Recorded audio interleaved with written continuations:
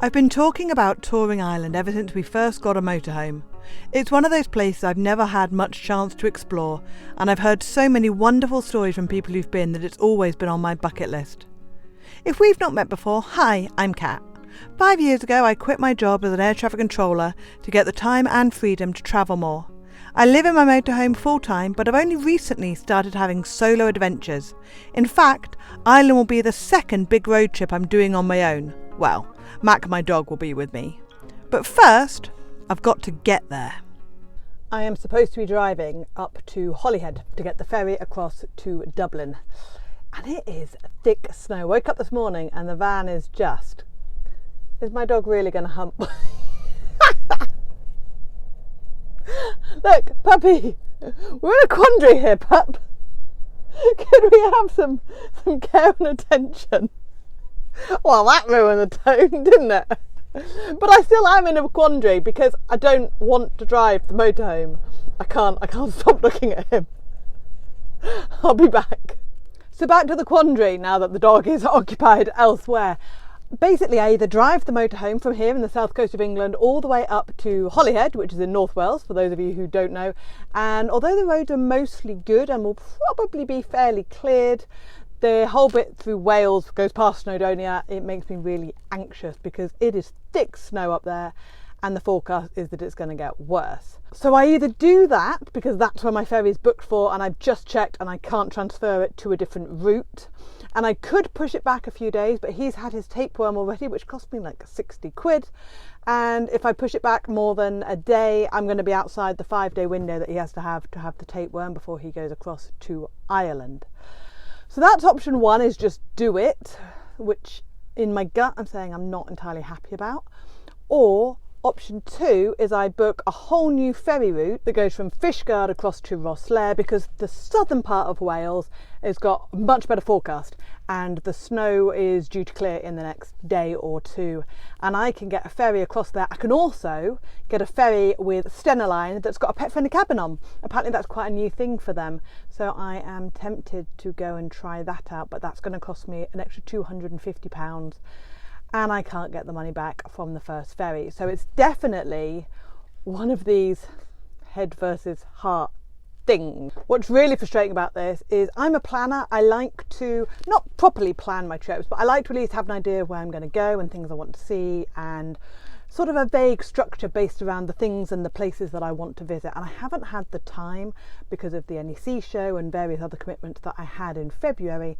I haven't had the time to properly plan the island trip yet. The only thing I had planned was the ferry. And now that is the first thing that I'm going to have to change. So I think I'm going to change it. I think in my heart it's the right thing to do because the weather up north is just going to be awful. Right, okay, let's make a commitment. I'm going to go change the ferry. Right, we're going to Rosslare.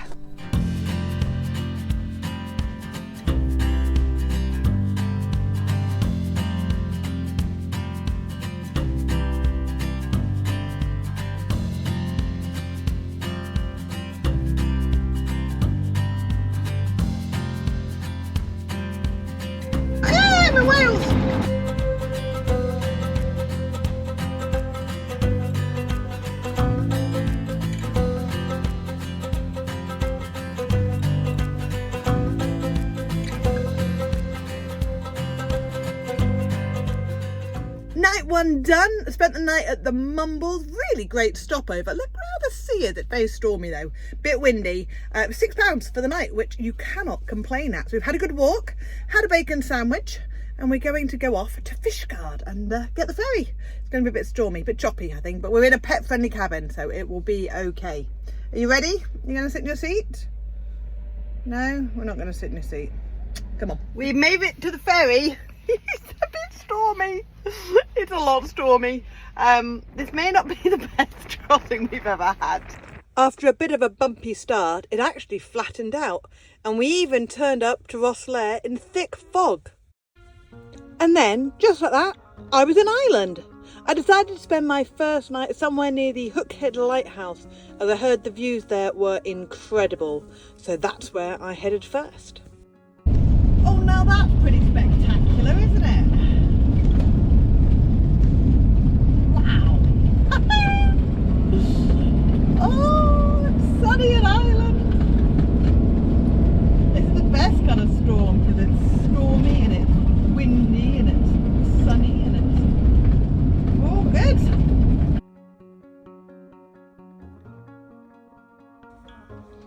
You can't park up overnight right outside the lighthouse. There are signs everywhere forbidding it. But there is space for a couple of motorhomes just down the road. I was actually there while a local fisherman was there, and he said, not a problem at all, my love, you stay overnight. So I did.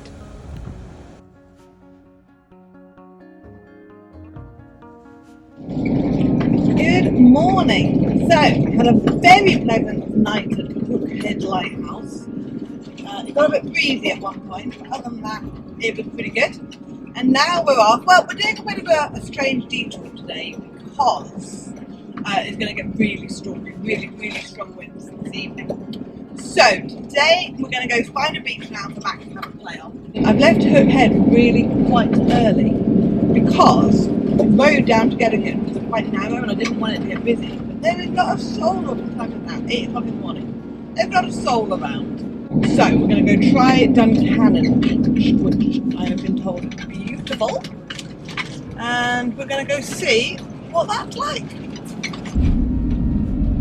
That does not have a high power on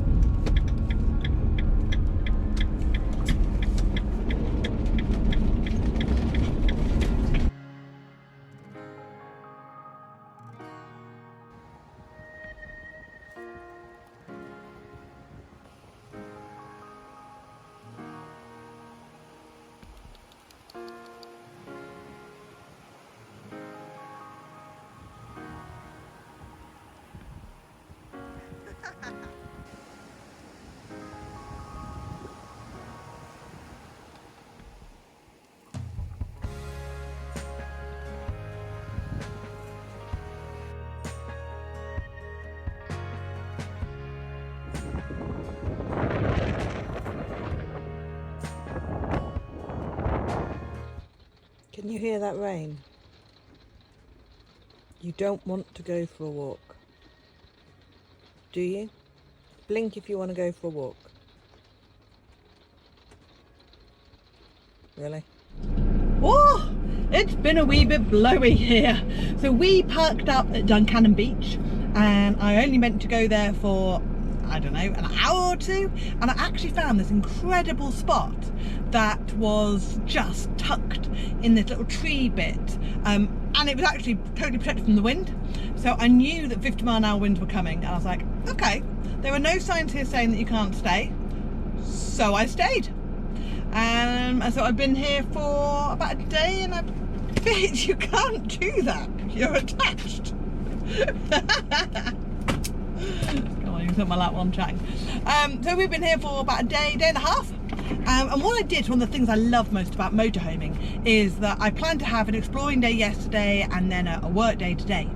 And actually I just swapped them around. So yesterday I did loads of work and down to the morning while the wind was still like 50 mile an hour.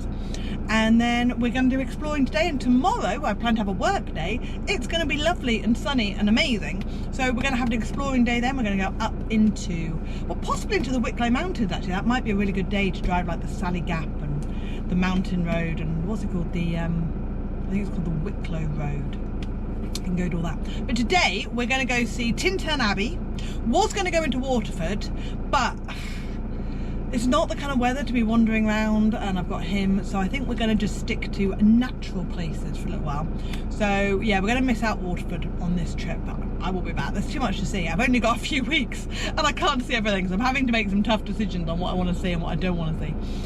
So yeah, going to miss that out and then go towards Wexford, do Tintern Abbey, and I want to go do, oh, I think it's called Coraloo Beach. It's where Saving Private Ryan was filmed. Those opening scenes, those incredible opening scenes were filmed on this beach. So we're going to go see that, and then we're going to go find another park up, probably near a beach, but it should be on the eastern side, so it should be a little bit more protected.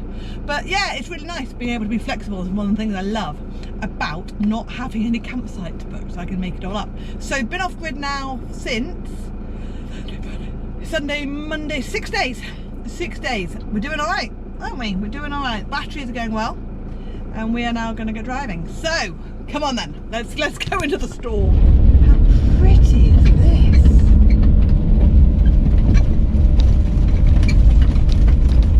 And right at the end of it is an abbey. I mean, that is pretty. It's beautiful.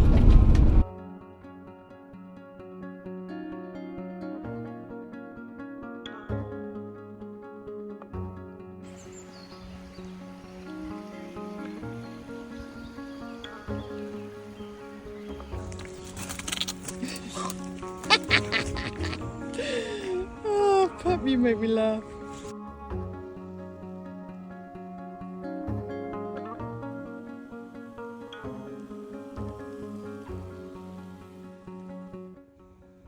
After the Abbey, I continued driving east and parked up on the banks of Curacao Beach. This is where those incredible opening scenes from Saving Private Ryan were filmed. Can you believe that was 25 years ago that film came out in 1998? This is possibly one of the best beaches I've ever seen. It's incredible.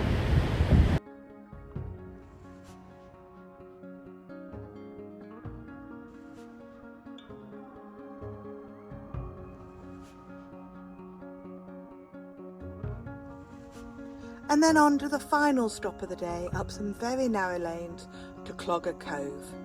It's not the best park up I've ever stayed in. The car park was sloping, but it was pretty enough on the beach and it was quiet for an overnight stop.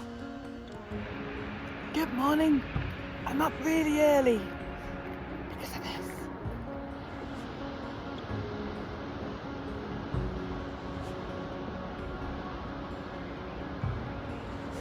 Isn't that pretty? Next time we find breathtaking mountains, beautiful waterfalls, wake up in snow, and I discover just how difficult it can be to empty your toilet and waste responsibly in Ireland. Make sure you subscribe to find our next videos, and thanks for watching. See you on the next one.